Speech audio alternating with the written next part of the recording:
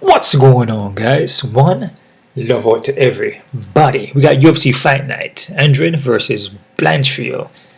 Predictions, breakdown here, guys. Before I get started, hit that thumbs up button, subscribe to this channel. Also, check out my Patreon account for all the face-off prediction and prop plays. A couple fights ago, I had Bruno winning second round, KO TKO. Like I said, guys, sign up to that Patreon account. You get all the prop plays, you see my face-off predictions. Right, and a lot of times I make changes, and on the face-off is where I make the changes. Right, this card is a very interesting card. Only 11 fights on this card. 4 p.m. I'm early. It's tomorrow. Yes, early for the first time. Yeah, it's gonna be at the Apex smaller cage. Interesting card. I'm not here to disrespect any fighters, guys. I'm here with love, and even though this is a fighting sport, and you know you're going there to pretty much not the person how to submit them, so you're inflicting damage, but remember, it's all about love, man. And even on the face-offs, that's why I like to watch the face-offs, because you can see the mannerisms, you can see the emotional people, the emotional fighters. When you're too emotional, it creates fear in you, anxiety, right?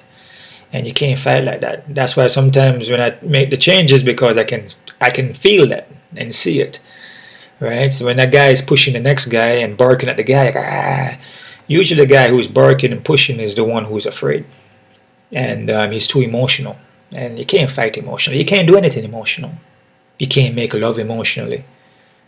I mean, it depends on the emotion that you are projecting now, right? But if it's out of fear, emotion, or anger, aggressiveness, tense. Can't do nothing with that. When you love and your harmony and positive vibration, high vibration, endless, infinite, there's a lot you can do with that. That's how you create everything you want. You versus you, right? So let's jump into this fight card real quick here. 11 fights here.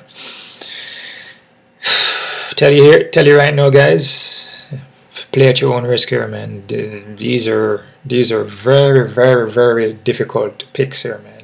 I mean, not sure what the odds look like, but we're gonna look at the odds. But there shouldn't be no high odds in this card. And if there's high odds, and there's something wrong here, man. I mean, these matchups here, like I said, I'm not here to disrespect any fighter. I'm just breaking them down on the skill set, and I may have to say something's here and there, but it's not out of hate, it's out of love. I'm not here to hate, disrespect any fighter. All love for every one of these guys, because it's difficult to go into a cage and punch in the face, man.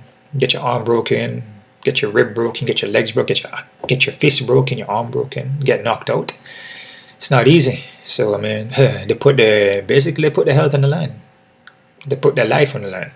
So brain damage, all these things. It's not easy. It's not easy, man.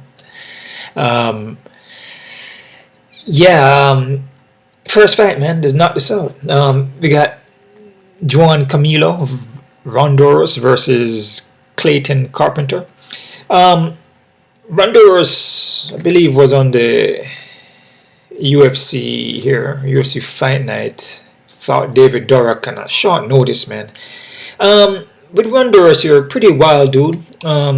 Not much control of his technique. Very aggressive, swings wild, but he was swinging and go for takedowns, so he mixed it up, you know. But from what I see, he was struggling with the takedowns. He can get taken down. He's not setting up in a jab, swinging wild, head is down while he's swinging. It's not a good look, but you know, in time he will work on that and he will get better. So that's just what it is, you know what I'm saying? He's 4-1, so I mean the guy is still learning. That's just part of the game, right? It's a game and you have to learn, and the way you learn is to keep competing and practicing and training. Stay consistent. His opponent here, Carpenter, pretty well-rounded guy. I would say he's a more technical guy here. Seem more technical. I'm reading from my notes here, guys. We'll look for the takedowns and also the submissions. Right, so this guy here wasn't a contender, not a contender series. Yeah, he wasn't a contender series. Got that right. Sorry about that.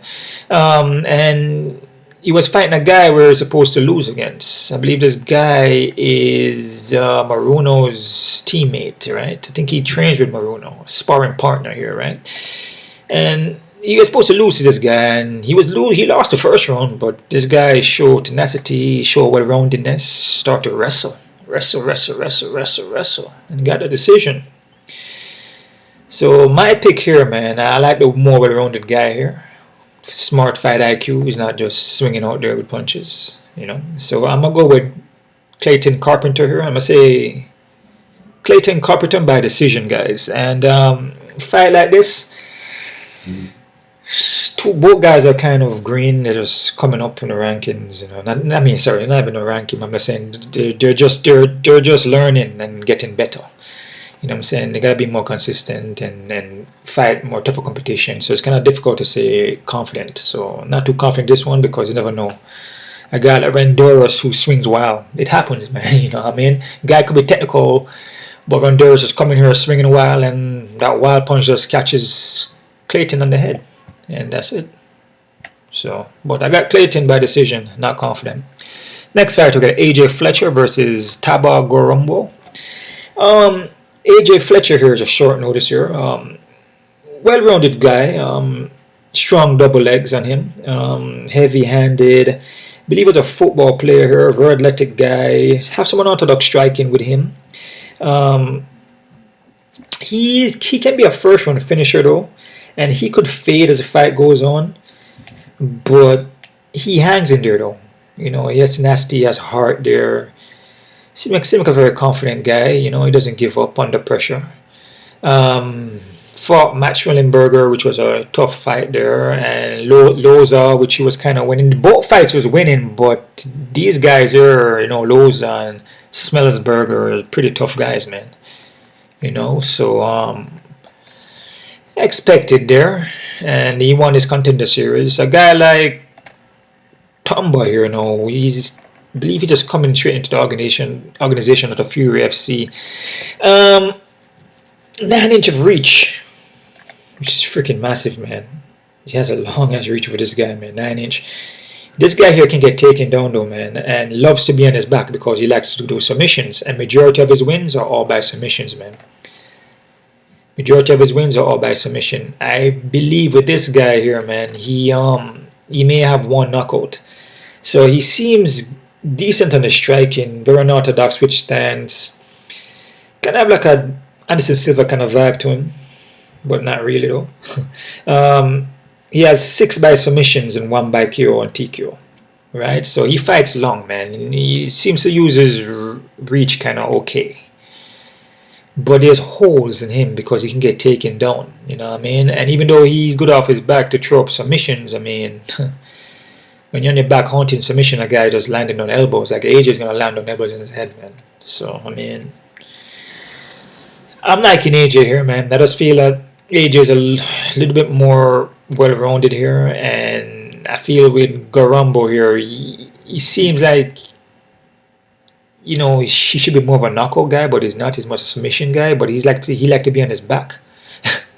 So I'm liking AJ Fletcher. I'm gonna say AJ Fletcher by submission, guys, in the first round. And this is the next one I'm not confident either, because again we have a guy like Gorombo. I mean, he's not. I don't feel he's like as skilled as AJ. I feel AJ is more technical, but you never know. He got the reach. You know what I'm saying? He catches Fletcher, bam bam, a 1-2. That's it. You know what I mean? But is that possible to happen? Anything is possible. Nothing guaranteed. But I'm gonna still go with AJ Fletcher though. I feel like he's a more well-rounded technical guy here. Next fight here, guys. We got OSP versus Philipe Lins. OSP here, man. Veteran, been in Strikeforce though. He would drop the ball though, man. You know, there's times where he would drop the ball, especially when you start pressuring him and start landing heavy shots. He tend to want to counter you, and his run through choke. If he's gets you inside mount, he's over, or mounts you, is over. Usually he will, if the submission is not there for him just to get, he will put you in it now. So he pulls your hand in there and then get you. It's like a snake, anaconda. Let me see here.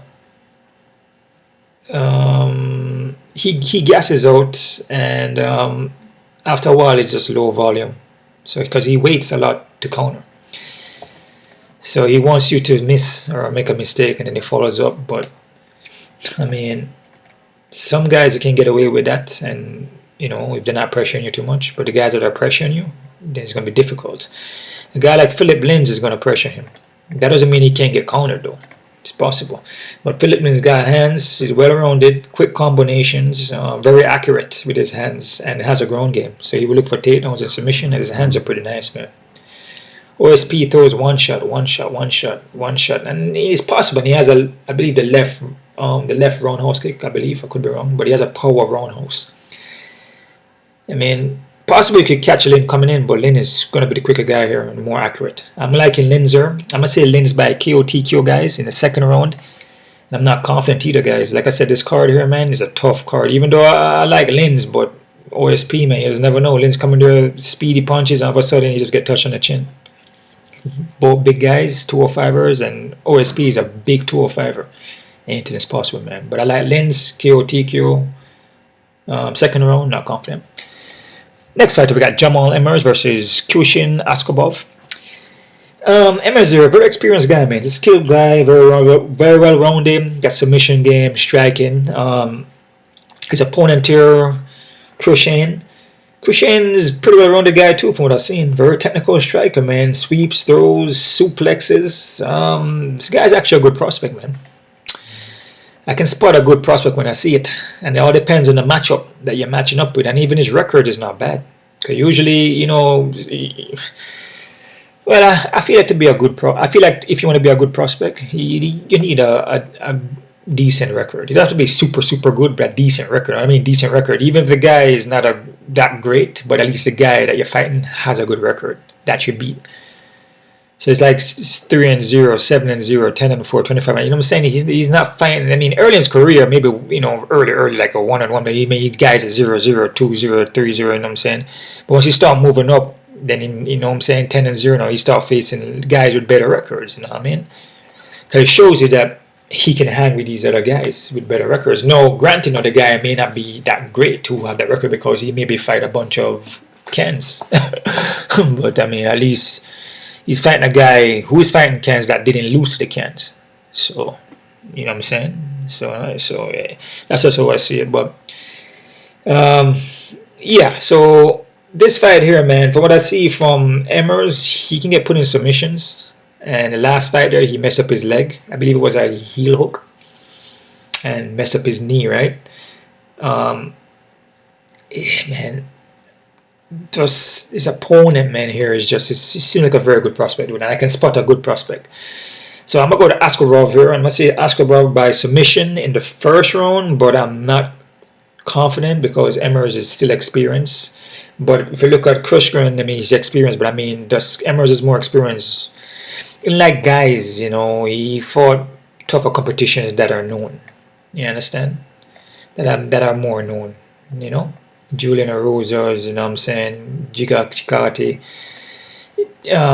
Pat Sabatini, who got submitted by, you know what I mean, Thiago Moss, you know what I'm saying, he's fighting guys that are just, you know, who face tougher competition, you know what I'm saying, they're not fighting cans to get wins, you know what I mean, these are proven guys.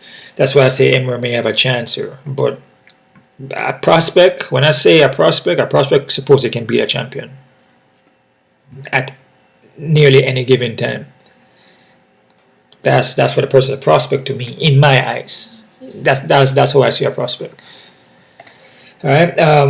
So I'm going with Khusein here. I'm gonna say Khusein Askhabov by submission first round. Not confident. Next fight we got Lina Landsberg versus Maria Buena Silva. Man, this fight here, man. Both women, good fighters. All love. Lina Landsberg, elbow queen here, gets you against the cage, and just land elbows. Maybe some dirty boxing, and that's about it. In the beginning, she may land some punches as the fight starts, but she tire out real quick. And after the first, she ain't the same. It's like low volume, not much going on. She can get taken down, grown opponent, and when she's on her back, That's it. The round run out. So if you get her on her back first round, second, third, you win the fight. Like I said, I'm not here to disrespect any fighter. That's just what I, see and what I brought down from her fights. So, but she's still dirty though, because if she hits you with the elbows and she can tie you up against that cage and hold you there and you can't move, be in problems. But Silva here, on the other hand, Silva is a decent fighter, but I think there are still holes, There's things that she need to work on still, like, her striking, in my opinion. She likes to be on her back because she win most of her fight by submission, so she like the arm bar and these things like that. So she usually get those chokes, like the arm bar mostly. She don't have any choke. Most of the arm bar she got, and she has a ninja choke. Usually the arm bar, so she like to be on her back. But she shown in her last fight against Stephan Edgar, I believe it was Yan and Wu. I won these fights, but she showed that she scrambled. She actually scrambled in that fight and got back to her foot. So she's actually learning not to stay on her back for too long. Striking, she can get aggressive with the striking too and land some shots. She does have heavy shots. Can Lina Langsberg beat her though? Anything is possible, man. Like I said, with Silva, I feel like she still needs more work, but Lina is low volume. Striking is not that great. Ground game is not that good either, man.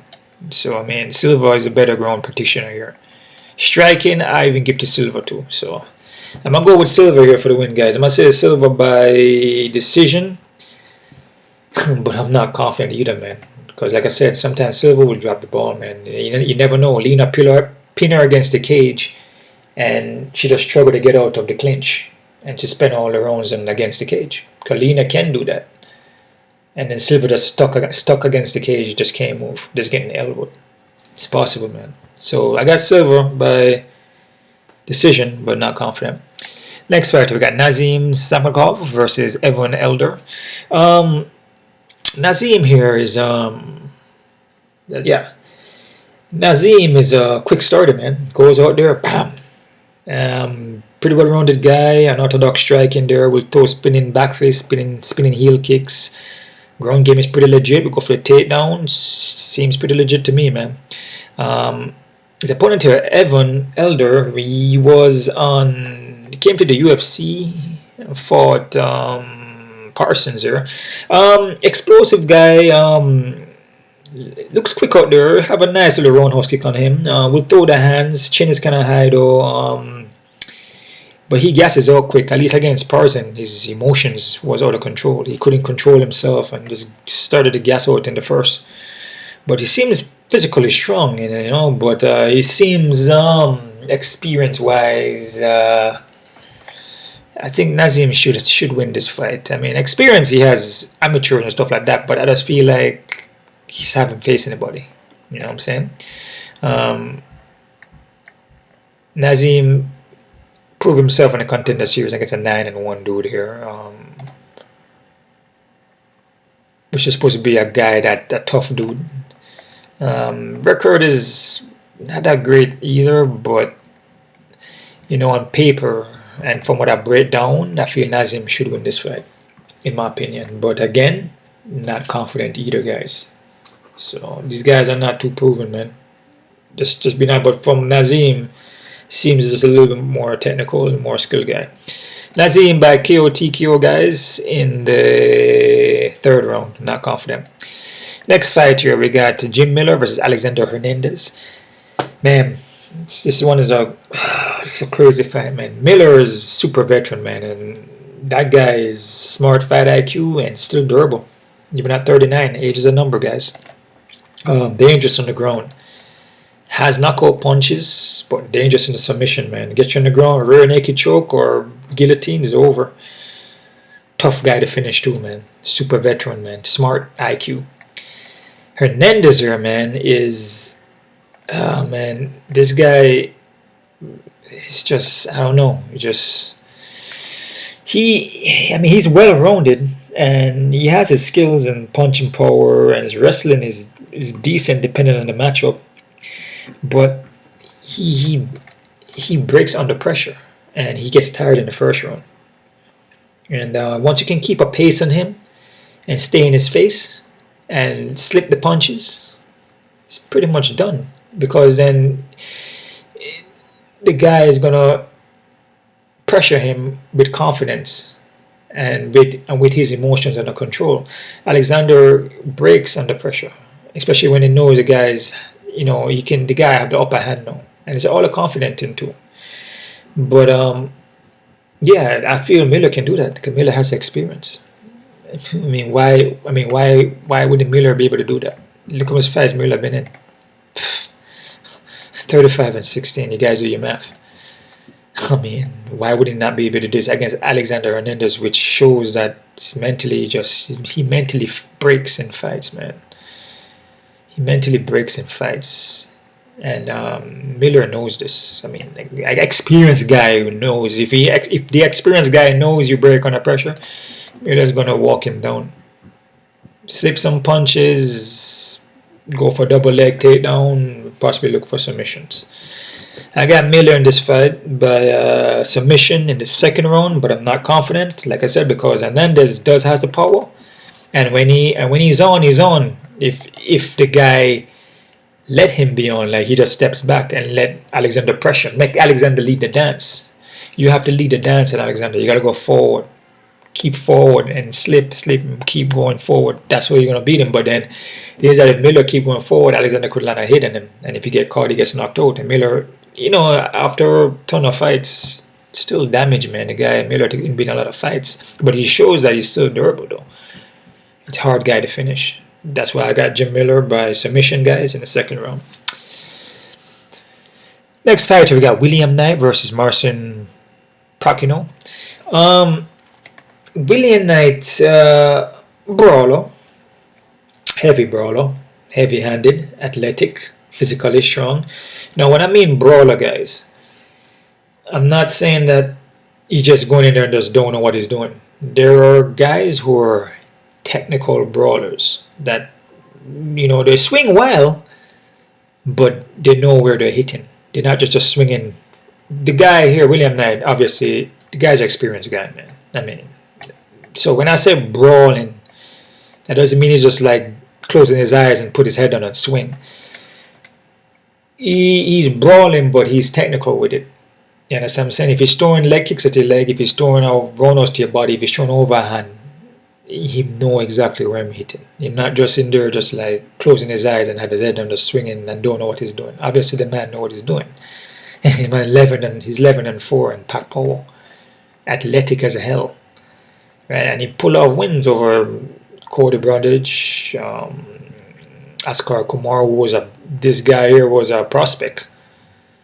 So he went and then he beat a prospect guy. I believe Cody Brundage is probably a prospect too. He beat Alexandro Manfield. He beat Fabian Charent. He's like, he beat guys, man. So the guy's a powerhouse. And what make it more interesting, he changed up the way how he trains now. So he's gonna come in this fight, he's gonna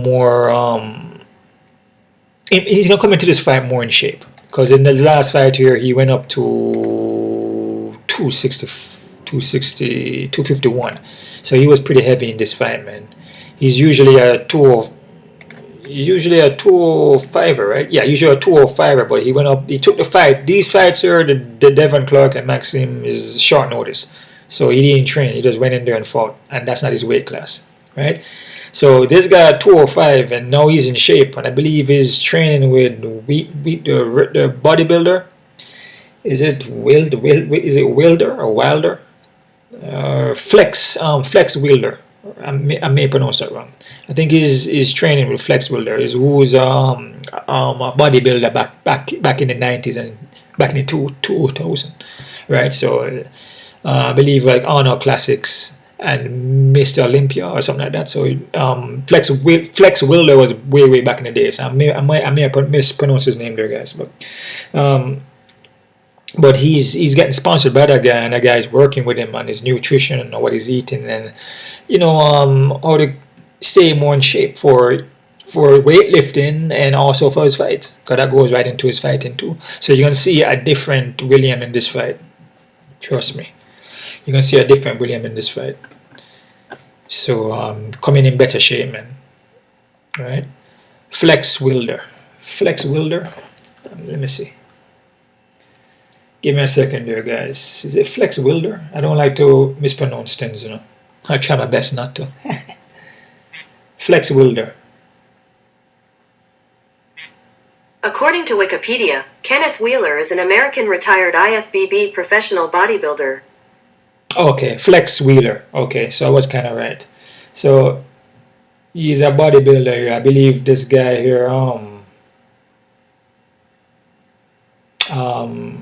Yeah, he actually lost his leg.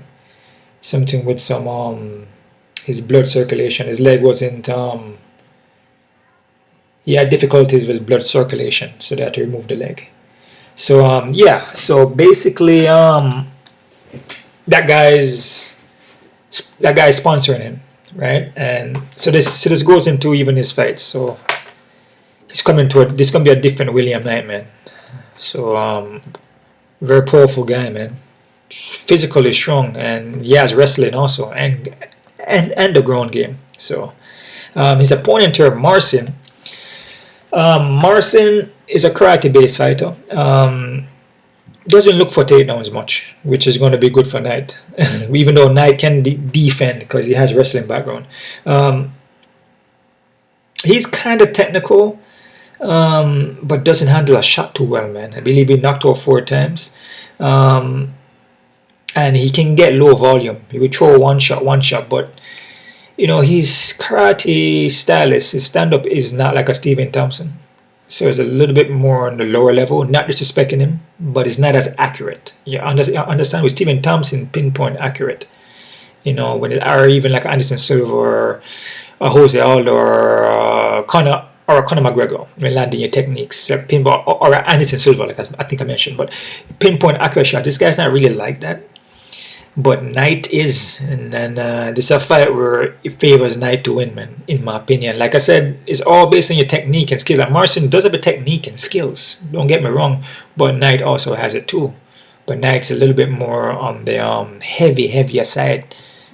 If he lands, not if he lands, you know, like he most likely is gonna land a shot, man. So unless Marcin catches him coming in, never know. Counter strike, you know what I'm saying? So I'm gonna go with Knight here. I'm gonna say Knight by KO TKO, guys, in the first round. I'm not confident because, like I said, Knight could come in there swinging, land his techniques in there, and Marcin just catch him with something. Could be even a front kick. Front kick to the face. You never know, man. Anything is possible, guys. We got both guys here, you know, who has knockout potential, but on paper, I feel Knight is going to be the guy here. So Knight by KO TKO in the first round. Next fight here, guys. We've got Josh Parisian versus Jamal Pogues. Parisian here is actually a well-rounded guy, man. Can get wild at time, has a lot of unorthodox techniques here. But he's hittable, man, and kind of slow at the movement. And at times, sometimes he doesn't move his head off center line. He's just there to get hit. Slower guy, slow at the movement. His opponent here, Jamal Pogues. You know, this guy's not bad. He keeps a jab on you, quick at the movement. Look like he's more boxing, but he does throw kicks. Quick with the techniques. And he's a pretty well-rounded guy, man. He also wrestles. He will go for takedowns and double legs. This guy's fought at 2 weight classes in the Contender Series. Back here, he was in 19. He was a 205er, and he beat a guy here who was an undefeated guy. Basically, he just changed up the game. He was striking, and then he basically just went for wrestling, and he looked good. You know, I don't know why. You know, they know why I didn't take him. You know. But I mean, for what I've seen, the guy looked good, you know. He's quick double legs, but he was in different shape here, though. He was more 205 or so. He was more lean, you know. Then you see him over here on the Contender Series here. He's like, no, I basically 248 now, you know what I mean? So it has a little belly on him, but not as good as he is at 205, you know. A little bit slower, but he still has that funk about him, you know what I mean? That jab, bam, bam. He has that cockiness, you know, like bam, come on, bam, hit you with the jab and follow up the straight. You know, he has that quick twitch muscle kind of technique and double legs, and he just seems like a confident dude. So I'm gonna go with Jamal Pogues here. I'm gonna say Jamal Pogues by decision, but again, I'm not confident because Josh Parisian is experienced, man, and experience goes a long way. But sometimes you gotta look at the other guy too and say, okay, he may not be experienced, but the skills, man. He's gonna be a quicker guy here. Got a jab. Josh don't really move that quick. His head is there to get hit. You know what I mean? So I'm gonna go with Jamal here, man. Jamal by decision. I'm not confident. Next fighter, we got Zac Pauga versus Jordan Wright. Yeah, next interesting one here, man. Jack here, he's not a bad fighter, man. And he was winning the fight against Muhammad Usman's brother there, right? He was winning the fight, but he got caught. Anybody can get caught. But this guy seemed like a very well-rounded guy. He seemed like a smart fight IQ guy. He's not going to give up like that. You know what I mean? But in a kind of way, he does give space in the fight, and Jordan Wright will probably like that. He will capitalize on the space because Jordan Wright is a guy where, he doesn't handle pressure well, man. If you pressure him hardcore, he will throw down with you, but once you hit him, then he breaks. You know what I'm saying? So he doesn't handle pressure too well, like karate style is, but he likes the distance though, and if Jack give him that distance, then you never know, right? And he's hittable, man, and doesn't handle a hit too well, which your face is not meant to get hit. So I believe he went up to 205 now. So it's gonna be it's gonna be his first time at 205, I believe, if I'm not wrong. Actually, he fought at 205 before in his early career. He had 1 or 2 fights in 205, so it's not his first time. So yeah, man. I believe Jack here was took. Yeah, Jack was. Hold on. Jack is actually a. Well, actually, yeah, Jack is actually a 205er, like 2. He's actually a smaller dude, but he took the fight. He was taking the Ultimate Fighter show here at a freaking heavyweight. You know what I mean? And then he was winning the fight. So, yeah, so this is going to be his actual weight class now. So he should perform better. The guy has the skills, man. See, with Jordan, you just can't trust Jordan, man. With Jordan, you can't really trust him too much because he would drop the ball.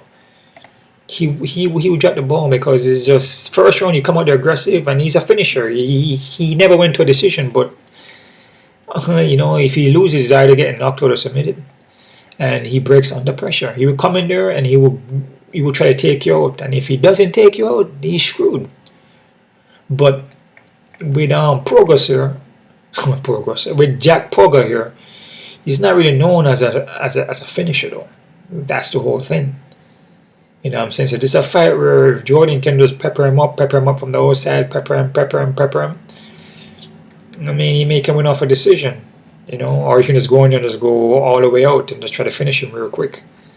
It's just, I don't know, man. It's like an IQ thing, and just, I feel it's a mental thing. I have to go with Jack here, guys. It's kind of difficult to pick Jordan here. I mean, I don't know. Difficult to pick both guys, but if I had to choose, I go Jack. Jordan just shows that he's like a first round fighter, and after that,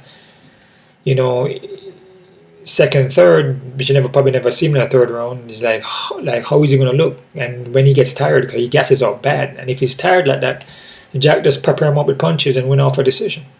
So Jack by KO TKO in the second. Main fight in the card here, guys. We have Jéssica Andrade versus Erin Blanchfield. Short notice for Jéssica. Just came off a fight, man, and it wasn't even a month yet against Lauren Murphy. This is an interesting one, man, and by looking at it, people may say Erin Blanchfield, come in here and probably submit her.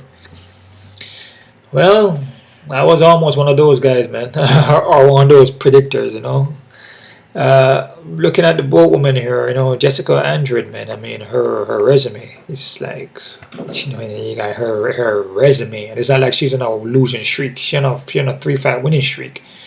Her resume it's second to none, man. It's like a lot of freak. She fought everybody, man, and she jumped from weight classes, 115 to 125. to 135. She was even at 140. I think that's a grappling match though. Now she's back at 125. Hold on there. Was she at 135 at one time? Was she ever at 135? 135. So I mean, and it's not only that. Jéssica is powerhouse. Now her hands could be messed up from Lauren fight because she was hitting Lauren a lot of punches, so her knuckles could be bruised because it's not even a month yet. So that's a possibility. But just her strength, physical strength alone, not the best fight IQ, but physically strong along with the experience, fighting champions, Valentina Shevchenko, Willie Zhang, Rose Namajunas. I mean, Jéssica, Joanna Jacek, and Angela Hill. Amanda Lumos, Cynthia Cavallo. I mean, it's just one of those fights where I think I like Erin Blanchfield, and she's a prospect in my eyes. And like I said it, as a prospect should be able to fight champions, right? And Jéssica was a champion. But some prospects, I'm going to take that back a little bit, may need a little bit more fights. I know it's a short notice. I mean, Molly McCann, it's not really at that level. She was supposed to do what she did with Molly McCann. She was supposed to win that fight. JJ Andridge, same thing. Marinda Maverick, same thing. Like Sarah Alpar, same thing. These fights are fights that she should win. Tracy Cortez, I feel like she won that fight though. But even Tracy's a tough fight too. You know what I mean? Kay Hansen, she's supposed to beat this woman here because her skill level is I feel is above those women. No, Jéssica no is a freaking heavy striker, man. Like her striking is not like any of these women she fought. Not even Molly McCann. Her punches are different. Her punches pack a little bit more power, man. You know, she hit hard, man. And I'm not saying a woman cannot hit like a man. It just all depends on your training. But Jéssica, you know, versus a manly punch, kind of have that power is there, you know. And her ground game is not bad either. Her grappling, her scrambling, and her strength advantage. She's gonna have the strength. Now, Erin has the reach. She got 6-inch reach and 3-inch of height, which is massive. And you know, I look at the face-offs. I may do changes. Depends. Like I said, she's a good prospect, but man, her striking is getting there, but it's not there yet. So when she punches, her chin is kind of high, right? And her combinations are not put together properly, and she don't really have that power behind the punches then, right? So that's one downfall. Then she can take you down, and she can slap the submission, pushing a crucifix or whatever, you know, get a submission on you. But there are still holes in it though. And then also her takedown defense. Depending on who she's fighting, she can get taken down. But her best attributes right now is her submission. But she's gonna need to get the fight to the ground. Then she's gonna need to kind of win the scrambling and the inside game, which Jéssica is gonna be strong, man. She's gonna be strong in that position. Again, Erin could prove me wrong, and if she does, then you know it's okay.